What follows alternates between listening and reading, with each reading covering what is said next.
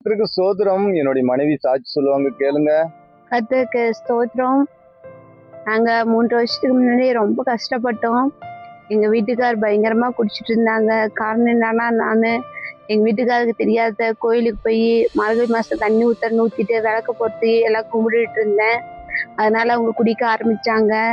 நானும் எத்தனையோ கோயிலுக்கு போனோம். ஆனா அவங்க குடிய விடவே இல்லை. குடிச்சிட்டு பயங்கரமா அடிப்பாங்க. என்னை அடிச்சு குச்செல்லாம் உடைஞ்சு போயிரும். அப்படியே கண்ணி போய் இருக்கும். ஆனாலும் நான் பிழைக்க மாட்டேன்னு போயிட்டேன் வீட்டுக்கு. ஆனா சரின்ட்டு வந்தோம். ஆனாலும் இவங்க அண்ணன், தம்பி, அப்பா, அம்மா எல்லாத்தையும் பயங்கரமா அடிப்பாங்க. அடிக்கன்னா கம்மியா அடிக்க மாட்டாங்க. ரத்த வர அடிப்பாங்க. குடினா கம்மியெல்லாம் குடிக்க மாட்டாங்க. ஒரு நாள் ஃபுல்லா போதையிலேயே தான் இருப்பாங்க, 24 மணி நேரமும். வீட்டுல நகை பணம் எது இருந்தாலுமே எடுத்துட்டு போய் எல்லாத்தையும் வித்து குடிப்பாங்க. வீட்டுக்கு சமையலுக்கு வாங்கி வச்சிருந்த எண்ணெய் முதல் கொண்டு கூட எடுத்துட்டு போய் வித்து குடிச்சிருக்கிறாங்க. பயங்கரமா குடிப்பாங்க. வீட்டுல எல்லாம் வாந்தி எடுத்து வச்சிருவாங்க. அப்படியே எனக்கு நரகத்துல இருக்க போல இருக்கும். நான் எத்தனையோ கோயிலுக்கு போனோம், எங்கெங்கயோ போய் வாக்கு கேட்டோம். அவங்க எல்லாம் சொன்னாங்க, நீங்க 2 பேரும் சேர்ந்து வாழ மாட்டீங்க, அவனுக்கு ஏற நடக்குது, பிரிஞ்சு போயிருவீங்கன்னு சொன்னாங்க. நான் அப்பயே வீட்டுல வந்து கோயிலுக்கு எல்லாம் விரதம் இருந்து எல்லாம் கும்பிட்டேன். அப்பயும் வீட்டுல சண்டை அதிகமாகுது, அடிதடி பிரச்சனையா வரும்.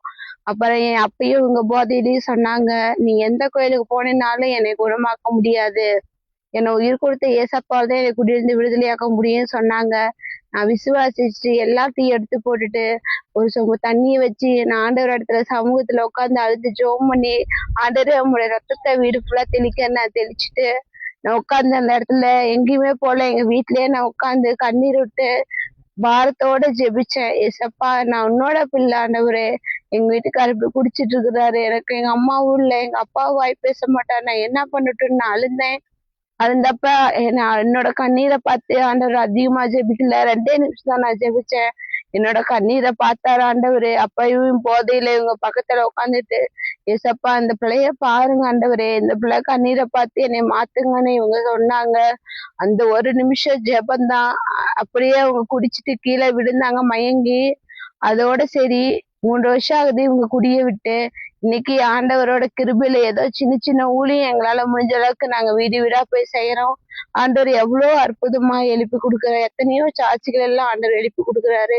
நீங்களும் உங்க வீட்டுல யாராவது குடிச்சிட்டு இருந்தாங்களா? நீங்களும் ஆண்டவர் சமூகத்துல உட்கார்ந்து இந்த போட்டோ எல்லாம் எடுத்து போட்டு பாரத்தோட உட்கார்ந்து நீங்க ஜெபிங்க. ஆண்டவர் நிச்சயமா உங்களுக்கு ஒரு விடுதலை கொடுப்பாரு.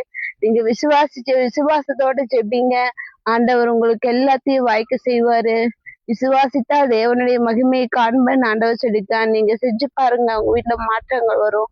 கர்த்தருக்கு கொடான கொடி நன்றி. எனக்கு அற்புதம் செஞ்சது போல உங்களுக்கு செய்வாரு. நீங்க ஆண்டவரை நம்பி வாங்க.